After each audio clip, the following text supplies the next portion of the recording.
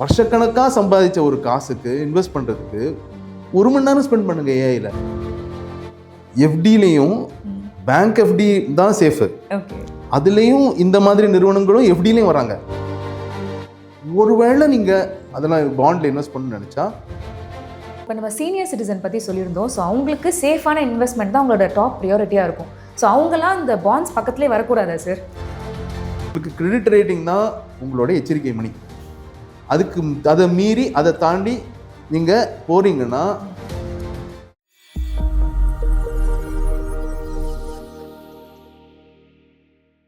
Hello GB viewers, நான் உங்கள் விஜய் கண்மணி.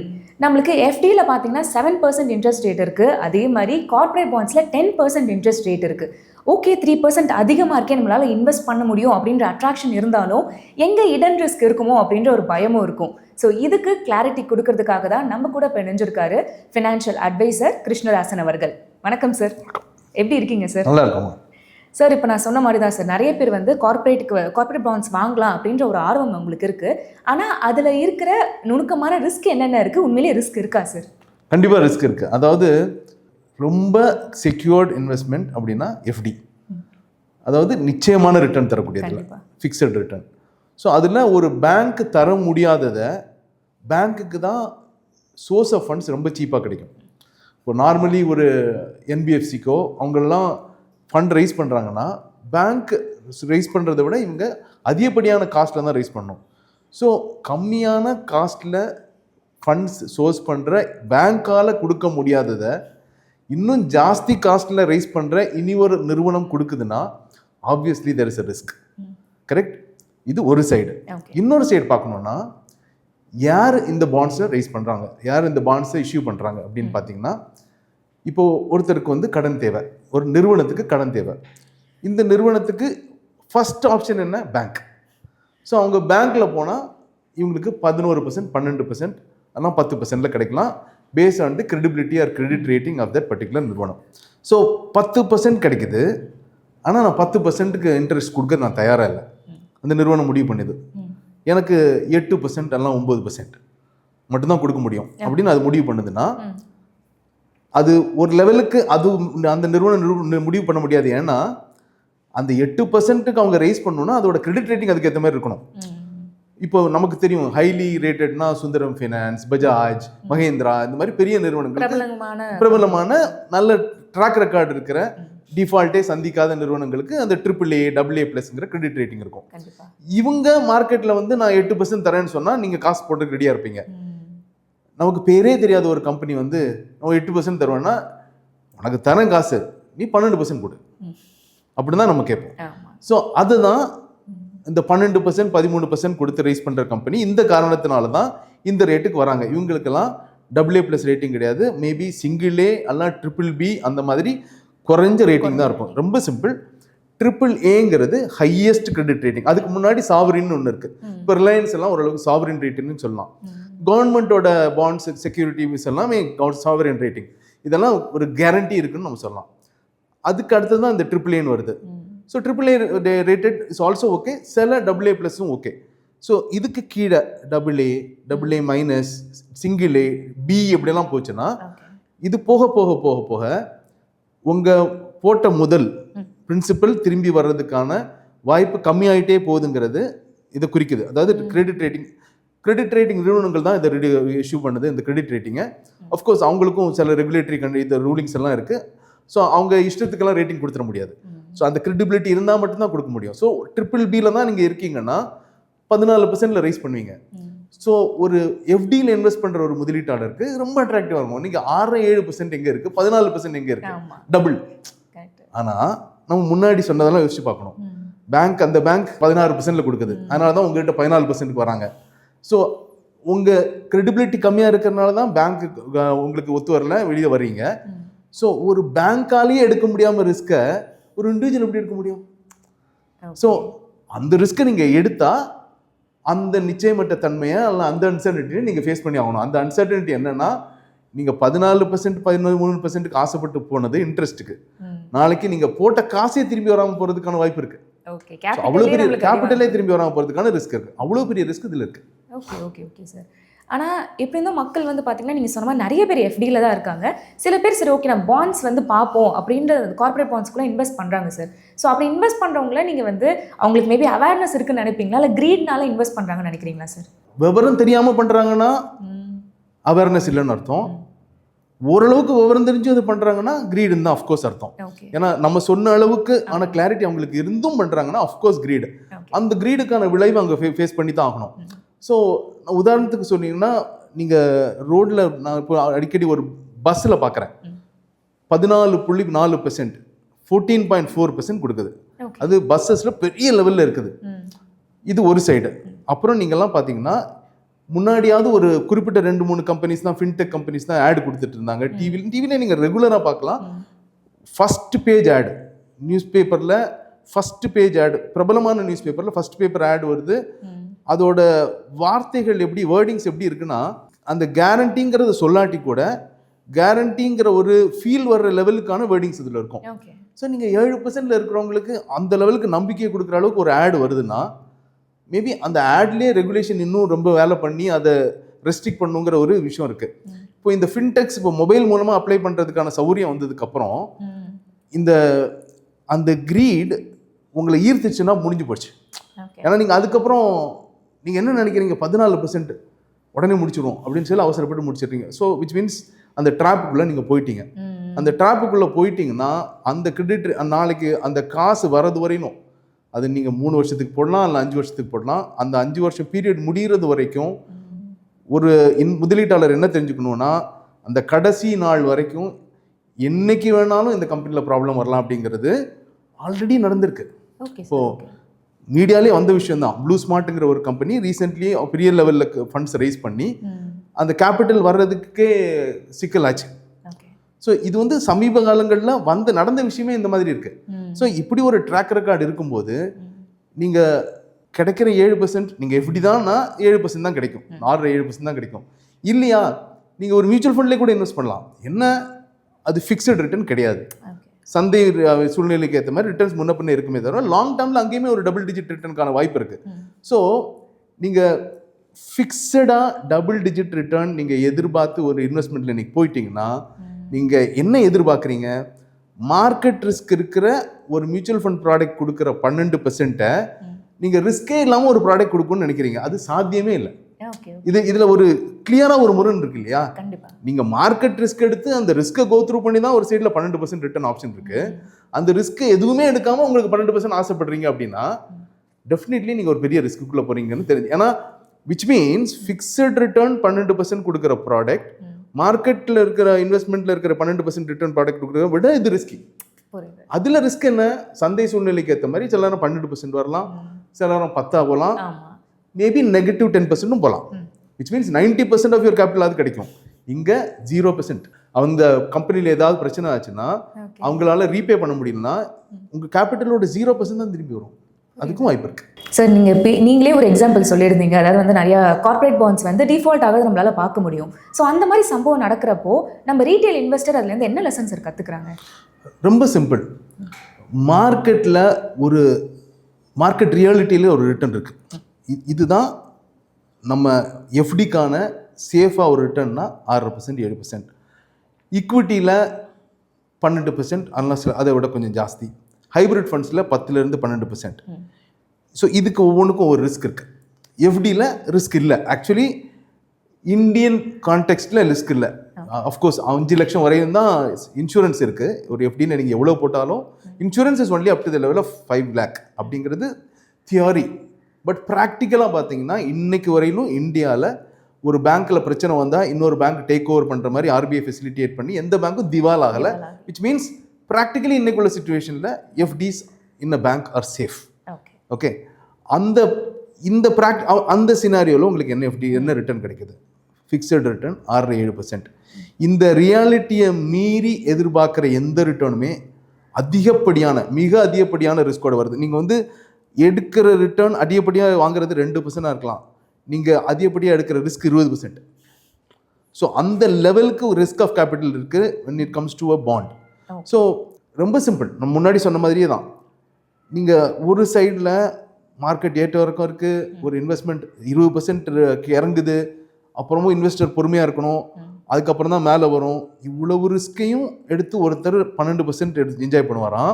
நீங்கள் அந்த ரிஸ்கை எல்லாமே எதுவுமே எடுக்காமல் அந்த இது சாஸ்வதமாக உங்களுக்கு 5 வருஷம் வரையிலும் எந்த பிரச்சனையும் இல்லாமல் எனக்கு அந்த ரிட்டர்ன் வரும்னு எதிர்பார்ப்பீங்களாம். ஸோ அது நடக்காது. That is definitely not possible. நீங்கள் அந்த 12% ஆக்சுவலி 12%க்கு ஆசைப்படுறவங்க நீங்கள் அந்த time period 5 years time period கொடுக்க ரெடியாக இருந்தால் உங்களோட ப்ராடக்ட் அந்த பாண்ட் இல்லை. அது நீங்கள் எடுத்துக்கவே கூடாது. உங்களோட product is a hybrid fund. நீங்கள் இந்த ரிட்டர்னுக்கு ஆசைப்படுறீங்க. ஒரு சிறு முதலீட்டாளருக்கு எடுக்க தகுந்த உகந்த மேபி எடுக்க ப்ராபபிலிட்டி இருக்கிற ரிஸ்க் வந்து ஹைப்ரிட் ஃபண்ட் ரிஸ்க் தான். சிறு முதலீட்டாளருக்கு கிடையவே கிடையாது. ஆக்சுவலி இந்த ப்ராடக்ட் யாருக்குன்னா பெரும் செல்வந்தர்களுக்கு. பெரும் செல்வந்தர்களுக்கு ஏன்னா BBB எல்லாம் ஏங்கிற ரேட்டிங் எல்லாம் கம்பெனி மோசங்கிறத நம்ம பொத்தாம்பதுவாக சொல்லிடவும் முடியாது. அதாவது ஒரு AAA ரேட்டிங் வந்து உங்களுக்கு 2 வருஷத்தில் கிடைச்சிடாது. ஒரு பெரிய ஹிஸ்ட்ரி இருந்து ஒரு பெரிய ஃபினான்ஷியல் ட்ராக் ரெக்கார்டு இருந்ததுக்கப்புறம் தான் அந்த கிரெடிட் ரேட்டிங்கை நீங்கள் அச்சீவ் பண்ண முடியும். ஸோ ஒரு கம்பெனி உண்மையிலே இன்டென்ட் வைஸ் ஸ்டெபிலிட்டி வைஸ் நல்ல கம்பெனியாக இருந்தாலும் ரிலேட்டிவ்லி யங் கம்பெனியாக இருந்தால் அந்த கிரெடிட் ரேட்டிங் கிடைக்காது. ஸோ இப்போ வந்து ஒரு பெரும் செல்வந்தர், ஒரு HNI பெரிய இன்ஃபர்மேஷன் ஆக்சஸ் இருக்கிற ஒருத்தர் வந்து இந்த கம்பெனியை நல்லா தெரியும்.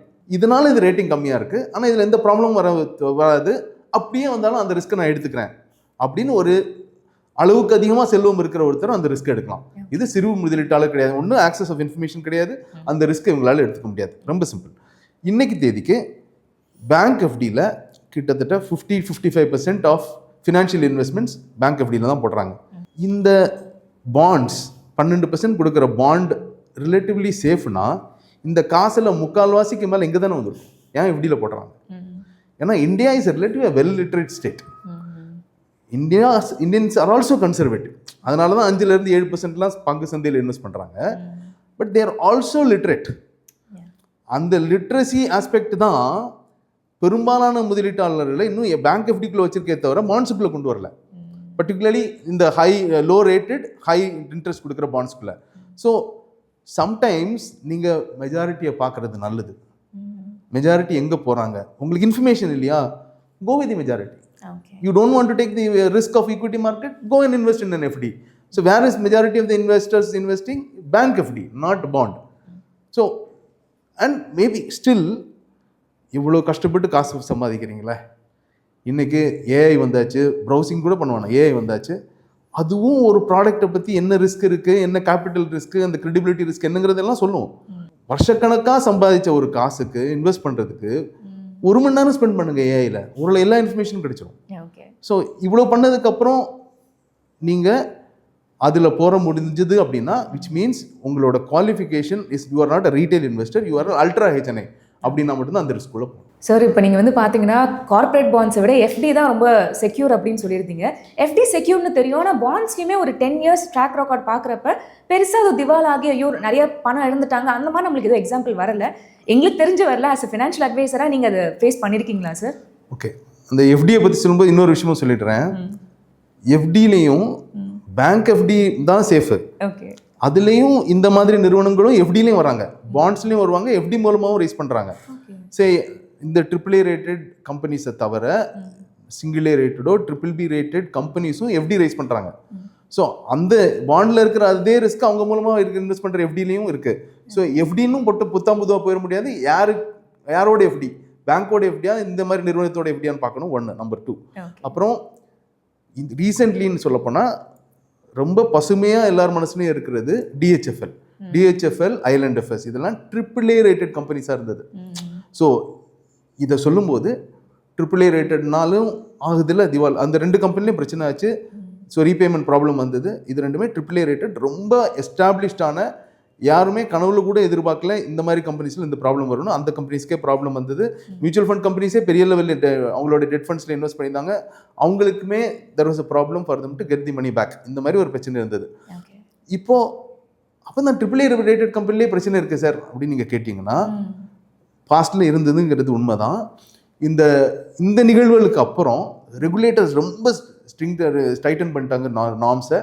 அதுக்கப்புறம் ரேட்டிங் ஏஜென்சிக்குமே rating agencies which have lost their licences இந்த மாதிரி நிகழ்வுகளுக்கு அப்புறம். ஸோ அதுக்கப்புறம் definitely they scrutinise very deep. பெரிய அனாலிசிஸ்க்கு அப்புறம் தான் ரேட்டிங்ஸ் கொடுக்குறாங்க அப்படிங்கிறது தான் உண்மை. இப்போது ஒருவேளை நீங்கள் ஹையர் ரேட்டட் எஃப்டியில் இன்வெஸ்ட் பண்ணுறது, ஐ மீன் அதெல்லாம் பாண்டில் இன்வெஸ்ட் பண்ணணும்னு நினச்சா, மியூச்சுவல் ஃபண்ட்ஸில் கிரெடிட் ரேட் ஃபண்ட்ஸ்ன்னு இருக்குது, கிரெடிட் ரிஸ்க் ஃபண்டுன்னு இருக்குது. இந்த கிரெடிட் ரிஸ்க் ஃபண்ட் என்ன பண்ணுவோன்னா, இந்த மாதிரி லோ ரேட்டட் பாண்ட்ஸில் ஸ்டேபிளாக இருக்கிற, நான் முன்னாடி சொன்ன நல்ல கம்பெனிஸ்க்கும் அந்த ரேட்டிங் இருக்கலாம் பிகாஸ் ஆஃப் தி ஏஜ், அந்த மாதிரி கம்பெனிஸில் ஒரு போர்ட்ஃபோலியோவை க்ரியேட் பண்ணி ஒரு 50 கம்பெனி 40 கம்பெனியில் அந்த மாதிரி கம்பெனிஸில் இன்வெஸ்ட் பண்ணுவாங்க. ஸோ ஓரளவுக்கு ரிஸ்க் டைவர்சிஃபை ஆகிடும். அதில் திவால் ஆகிறதுக்கான percentage probability is very low. ஒரு 10% ஆகலாம் 5% ஆஃப் தி கம்பெனிஸில் ப்ராப்ளம் வந்தால் கூட மிச்சம் 90% ஆஃப் தி கம்பெனியில் இந்த ஹை ரிட்டர்ன் பண்ணுறதுனால ரிட்டர்ன்ஸ் நல்லா வந்துடும். ஸோ அதை they can look at. So நான் என்ன சொல்ல வரேன்னா, நிகழ்வுகள் AAA ரேட்டட் கம்பெனிலே நடந்திருக்கு. அதுக்கப்புறம் credit rating agencies are really tightened. And இப்போ இருக்கிற கிரெடிட் ரேட்டிங்கை ஓரளவுக்கு நீங்கள் கண்டிப்பாக டிபெண்ட் பண்ணி இன்வெஸ்ட் பண்ணலாம். ஸோ கார்பரேட் பாண்டில் இருக்க ரிஸ்க் பற்றி நீங்கள் சொல்லியிருந்தீங்க, எஃப்டியில் இருக்கிற ரிஸ்க்குமே நீங்கள் சொல்லியிருந்தீங்க சார். இப்போ கவர்மெண்ட் பாண்ட்ஸ்னு ஒரு இருக்குது. எஃப்டிக்கு அப்புறம் நிறைய பேர் பெரும்பாலான மக்கள் கவர்மெண்ட் பாண்ட்ஸில் தான் நம்பிக்கையாக செலுத்துவாங்க. ஸோ அப்படி இருக்கிறப்ப அதில் ரிஸ்க் ஃபேக்டர் இருக்குது, அதை கம்பேரிசனாக சொல்ல முடியுமா? கரெக்ட், இது ரொம்ப நல்ல கேள்வி. ஏன்னா அரசாங்கம் எது கொடுத்தாலும் கண்ண மூடிட்டு நம்பிடுவாங்க. அது பாண்ட் விஷயத்தில் அப்படி கண்ண மூடிட்டு நம்ப முடியாது. ஏன்னா central government, as you can, central கவர்மெண்ட்டோட பாண்டுனா டெஃபினெட்லி அது சாவரின் ரேட்டிங். ஒரு விஷயம் என்ன தெரிஞ்சுக்கணுன்னா, எஃப்டியோட ரேட்டோ சில நேரம் எஃப்டிக்கு கீழே தான் இன்ட்ரெஸ்ட் கிடைக்கும். ஏன்னா அந்த லெவல் ஆஃப் கிரெடிபிலிட்டியில் வர்றதுனால உங்கள் ஆக்சுவலி சொல்லப்போனால் நம்ம பேங்க்கில் கூட நான் முன்னாடி சொன்னேன் 5 லட்சம் வரையும் தான் இன்சூரன்ஸ் இருக்குது, அதுக்கு மேலே கிடையாது technically. But if it is a central government bond, you can take it, that entire capital is இன்சூர்டுங்கிற மாதிரி you can take it. So அதனால் அதோட இன்ட்ரெஸ்ட் ரேட் பேங்க்குக்கு ஈக்குவலாகவோ சில நேரம் ஸ்லைட்லி கம்மியாகவோ தான் இருக்கும். ஒன்று, ஸ்டேட் கவர்மெண்ட் வந்துட்டால் எல்லா ஸ்டேட் கவர்மெண்ட்டும் ஒரே மாதிரி ரேட்டிங் கிடையாது, அதுக்குமே ரேட்டிங் இருக்குது.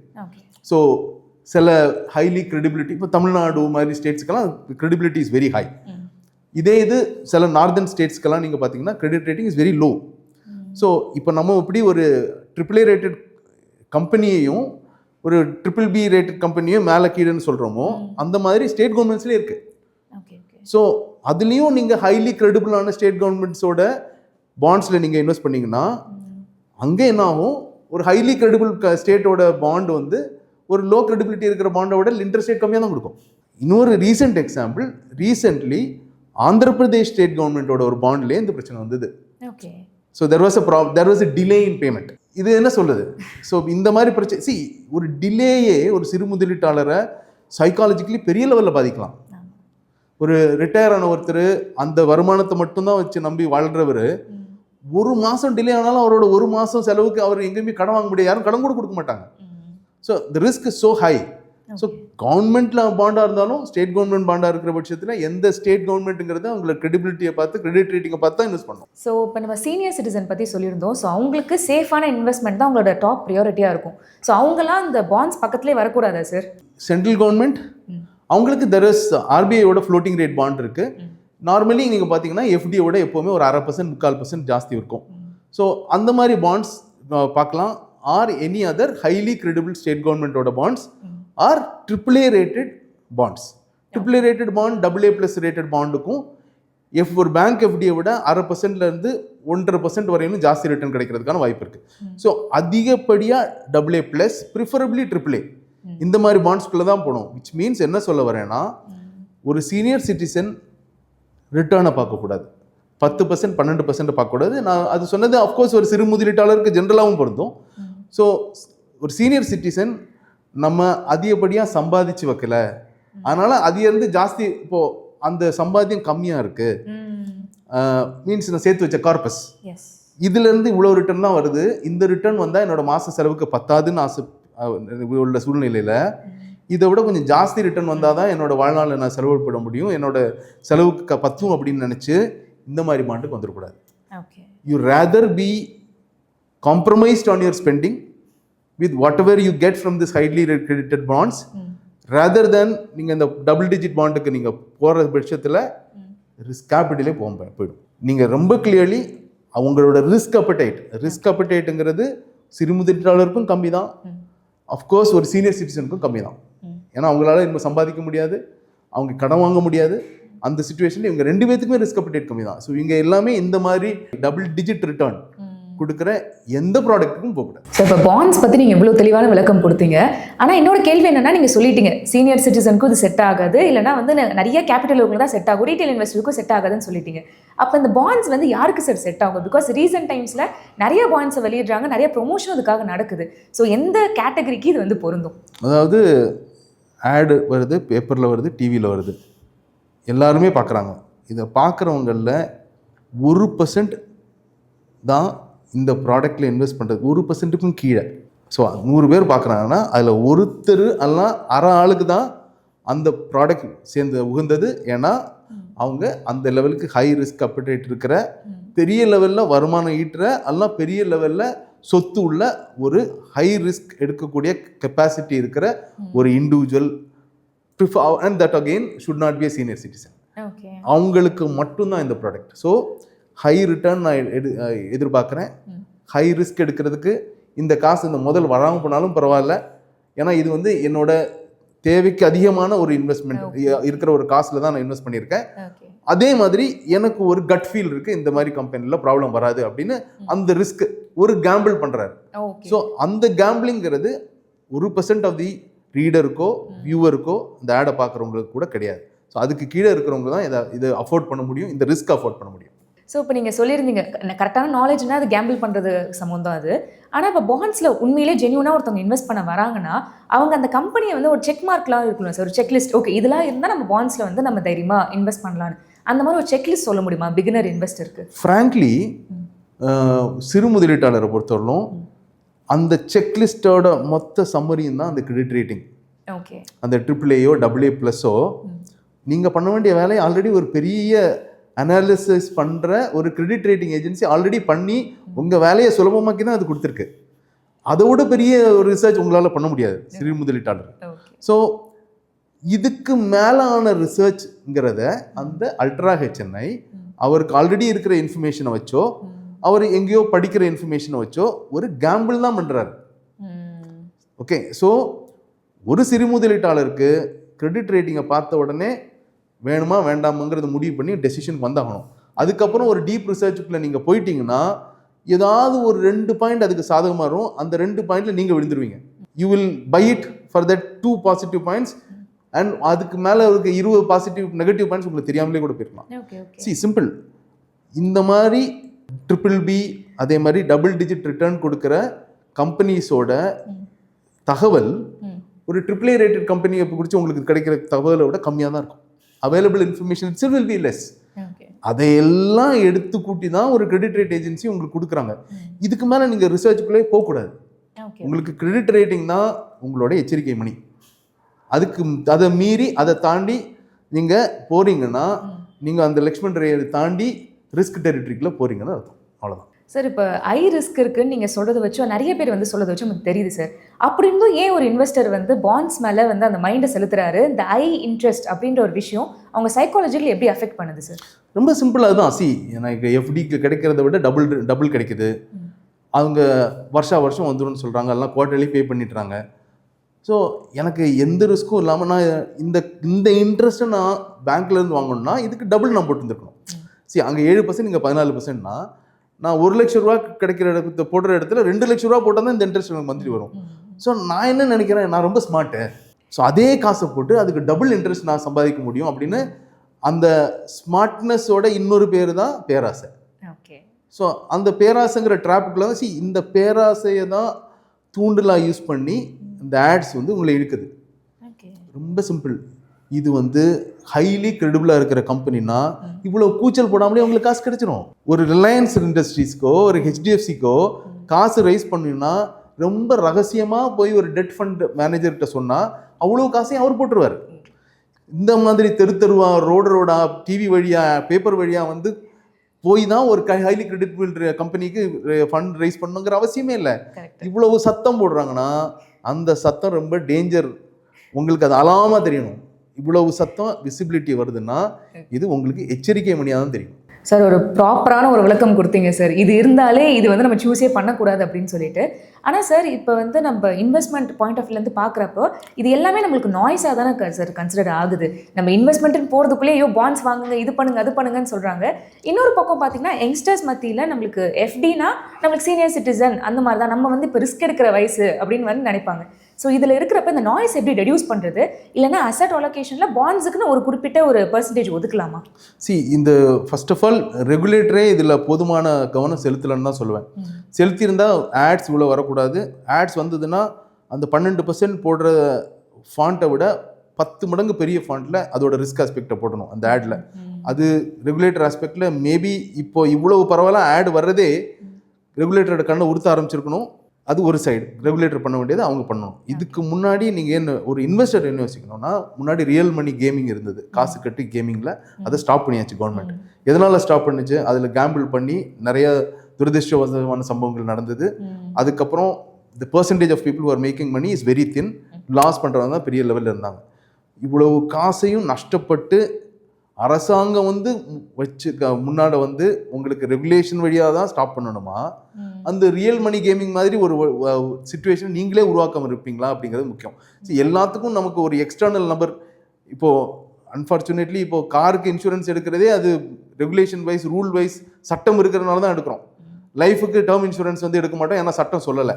அந்த மாதிரி எல்லாமே சட்டமும் ரெகுலேஷனும் வந்து தான் உங்களை திருத்தணும்னு நினைக்கிறத விட இந்த நாய்ஸை இவ்வளோ நம்ம சொல்லியிருக்கோம், இதில் இருக்கிற அபாயத்தை தெரிஞ்சுக்கிட்டு கிரீடை தள்ளி வச்சுட்டு இந்த சத்தங்களுக்கு எல்லாம் எந்த சலசலப்புக்கும் நீங்கள் இன்ட்ரெஸ்ட் காமிக்காமல் இருந்தீங்கன்னா நாளடைவில் அந்த அட்வர்டைஸ்மெண்ட் எல்லாம் எந்த பலனும் அடிக்காமல் ஸ்டாப் ஆகிடும். சொன்ன மாதிரி எல்லாமே கட் அண்ட் ரைட்டாக இதுதான் விஷயம் அப்படின்னு நிறைய விஷயங்கள் சொல்லியிருந்தீங்க. So thank you for sharing those information. கண்டிப்பாக பார்க்குற ஆடியன்ஸுக்குமே ஒரு பாண்ட் விசஸ் அதே மாதிரி எஃப்டிக்கு ஒரு கிளாரிட்டி கிடச்சிருக்கும். ஸோ அடுத்த வீடியோவில் நம்ம என்ன பார்க்க போகிறோம்னா எஃப்டி விசஸ் நம்ம கார்ப்பரேட் பாண்ட்ஸோட ரியல் டைம் கம்பேரிசன் தான் பார்க்க போகிறோம். ஸோ அதுக்கு ஸ்டே டியூன்டாக இருங்க. மறக்காம ஜிபு சேனலுக்கு சப்ஸ்கிரைப் பண்ண மறந்துடாதீங்க.